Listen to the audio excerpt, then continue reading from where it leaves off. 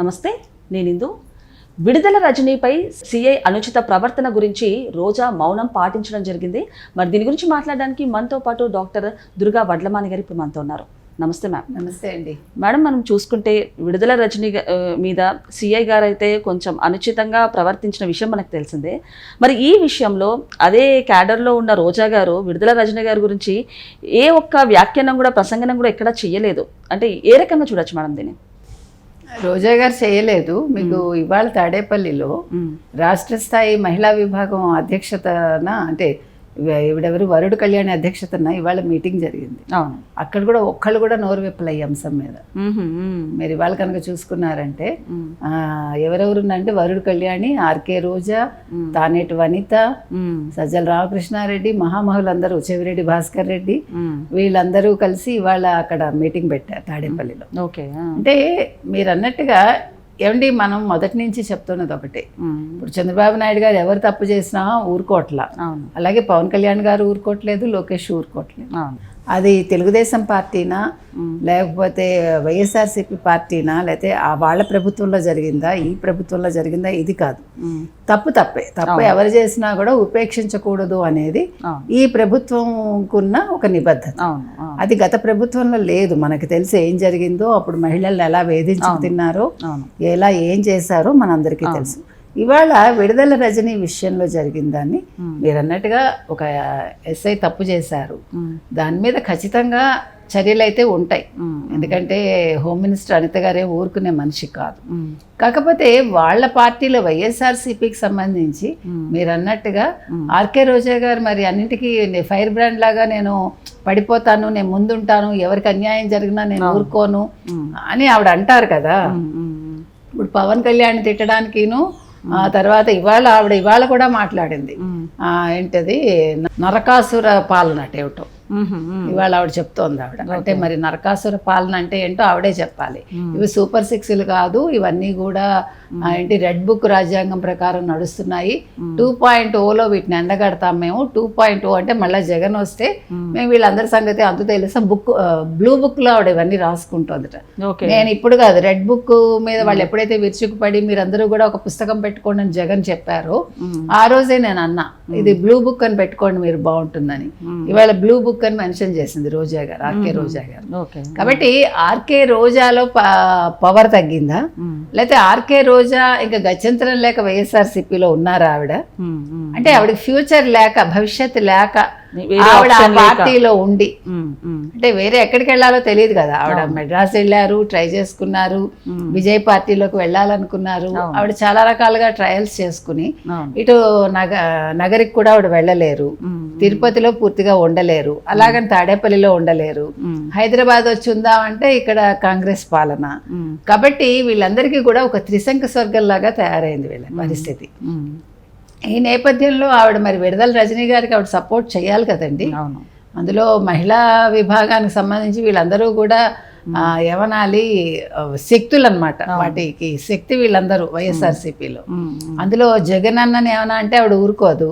మరి జగన్ అన్నకి సంబంధించి విడుదల రజనీ గారిని ఏదన్నా అంటే ఆవిడ ఎలా ఊరుకున్నారు అనేది ఈరోజు చర్చనీయాంశంగా ఉంది.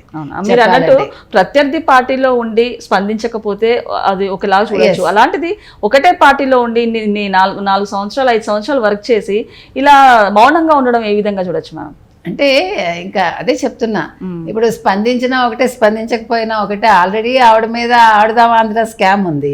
ఇప్పుడు విడుదల రజనీ వాళ్ళ మరిది ఇరుక్కున్నారు, గోపి. తర్వాత పిఏ కోసం ఆవిడ చాలా కంగారు పడిపోయింది కదా. ఎవరు? విడుదల రజనీ. పిఏ అరెస్ట్ అవ్వగానే ఆవిడ చాలా కంగారు పడిపోయి ఆ ఫోన్ కోసం ఆవిడ చాలా అలజడి పడిపోయింది ఆవిడ. సో అందుకని ఇందులో మనం ఏదైనా మాట్లాడితే ఎటొచ్చేటు మీద పడుతుందో అనుకుందో ఆవిడ. అంటే తెలియకుండా మనం చేయిపెట్టడం ఎందుకు, మళ్ళీ నిప్పు కాలితే కష్టం కదా. ఇప్పుడు విడుదల రజనీ రేపో మాపో అరెస్ట్ అంటున్నారు.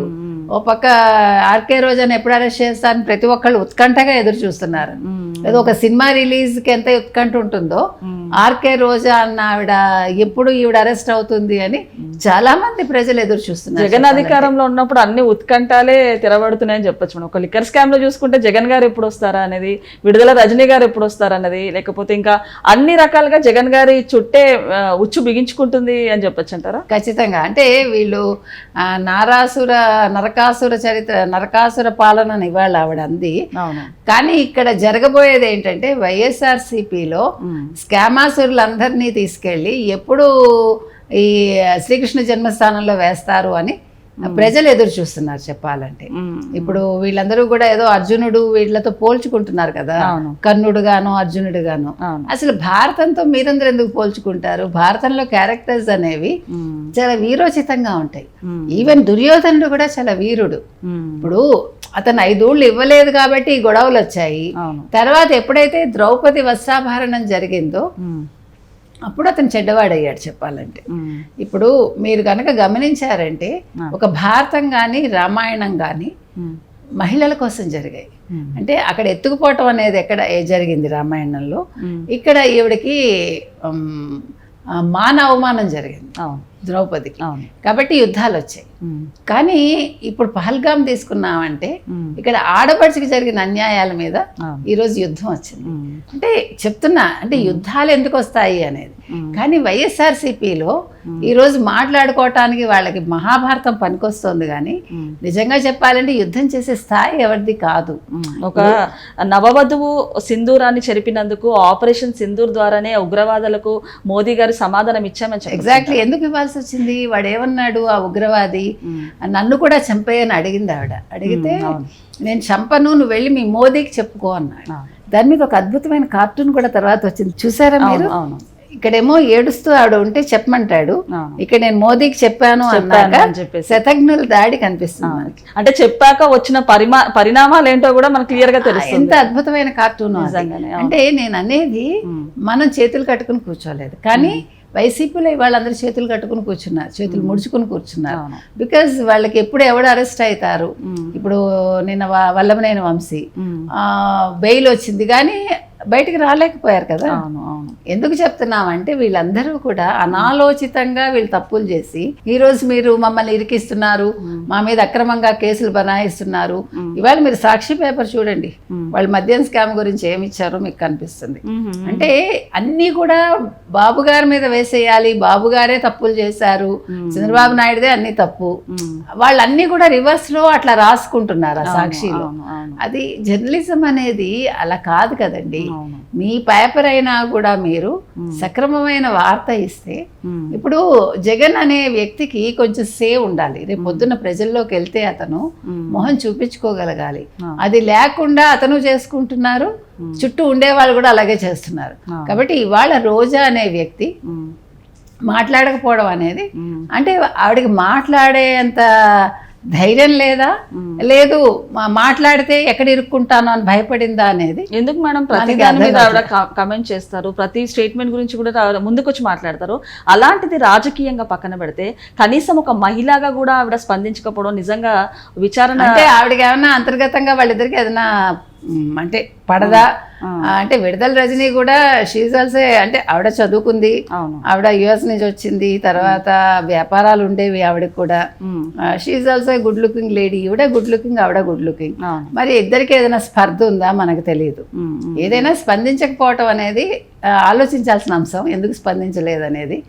ఎందుకంటే ఎప్పటికప్పుడు వెంటనే స్పందించే రోజా గారు పాపం ఈ రకంగా మౌనం వహించటం ఏంటో దానికి ఆవిడే సమాధానం చెప్పాలి, మౌనం వదిలేసి. ఓకే మేడం, నమస్తే.